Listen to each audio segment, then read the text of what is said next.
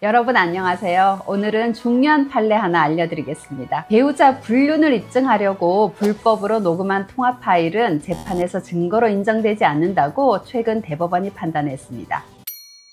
이 판례가 왜 중요하냐면요. 지금까지는 민사 가사 사건 재판에서는 형사 사건과 달리 적법하게 수집된 증거가 아니더라도 일단 증거로 채택해 왔거든요. 그 이유는 형사 사건은 피고인 무죄 추정 원칙에 따라 증거 능력을 엄격히 판단해야 하지만 민사 가사 사건은 당사자들 간의 소송이라는 점을 고려해서 자유심증주의가 적용되기 때문이었습니다. 문제가 된 사안을 간략히 설명하면 A씨와 C씨는 2011년 혼인신고를 마친 법률상 부부였는데 남편 C씨가 같은 직장에서 일하는 B씨와 사귀는 것이 2019년에 처인 A씨에게 발각되었고 그 후 A씨와 C씨는 2021년 협의이혼을 했다고 합니다. 그런데 A씨가 생각하기에 B씨가 너무 괘씸했던지 이혼한 지 1년 후인 2022년에 B씨를 상대로 B씨와 C씨의 부정행위로 혼인 파탄에 이르렀다면서 위자료 3천만 원의 지급을 구하는 손해배상 청구 소송을 냈습니다.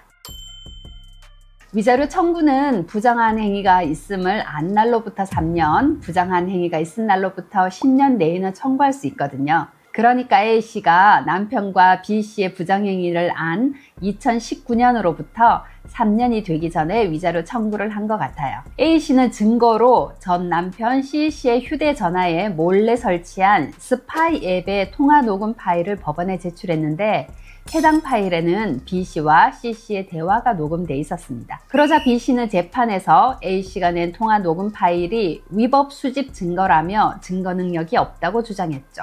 1심과 2심은 통화 녹음 파일을 증거로 채택했습니다. 그 이유는 민사소송법상 가사소송 절차에서는 형사소송법에 따른 위법 수집 증거의 증거능력 배제 법칙이 적용되지 않는다는 것이었습니다. 또한 증거 채택 여부는 법원의 재량에 속한다고 판단했죠. 지금까지 가사소송에서는 자유심증주의에 따라 그렇게 다 판단해 왔거든요.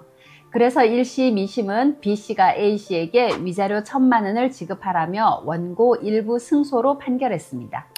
이에 대해 B씨가 대법원에 상고를 했고 대법원의 판단은 달랐습니다. 대법원은 통신비밀보호법을 근거로 제3자인 A씨가 B씨와 C씨 사이의 대화를 녹음했으므로 증거로 사용할 수 없다라고 판단했는데요. 통신비밀보호법 14조에는 누구든지 공개되지 않은 타인 간의 대화를 녹음하거나 전자장치 또는 기계적 수단을 이용해 청취할 수 없고 이를 증거로 사용할 수 없다고 규정하고 있는데 이는 대화에 참여하지 않은 제3자가 다른 사람들의 발언을 녹음하면 증거로 쓸 수 없다는 취지의 규정입니다. 대법원은 이번 판결로 민사 가사 사건에서도 증거의 위법성을 엄격하게 해석하겠다는 뜻을 밝혔다고 봅니다.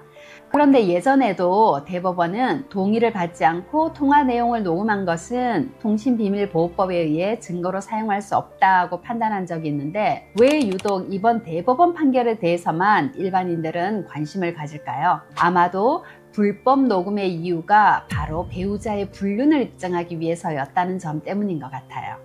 배우자의 불륜을 입증하기 위해 녹음한 것인데 그것을 꼭 불법 수집 증거라고 배척해야 할 필요성이 어디 있냐는 생각에서일 것 같아요. 아마도 이 영상을 보는 다수의 분들도 같은 생각일 수 있겠죠. 판사님, 당신의 남편이 바람을 폈어도 녹음이 증거로 인정되지 않는다고 하실 건가요? 라고 하며 분노하는 분도 계실 거고요. 그 마음 정말 이해합니다. 하지만 우리는 법의 원칙을 인정해야 합니다. 통신비밀보호법에 위법하게 수집된 녹음 파일은 증거 능력이 없다고 규정되어 있다면 이를 따라야 하죠.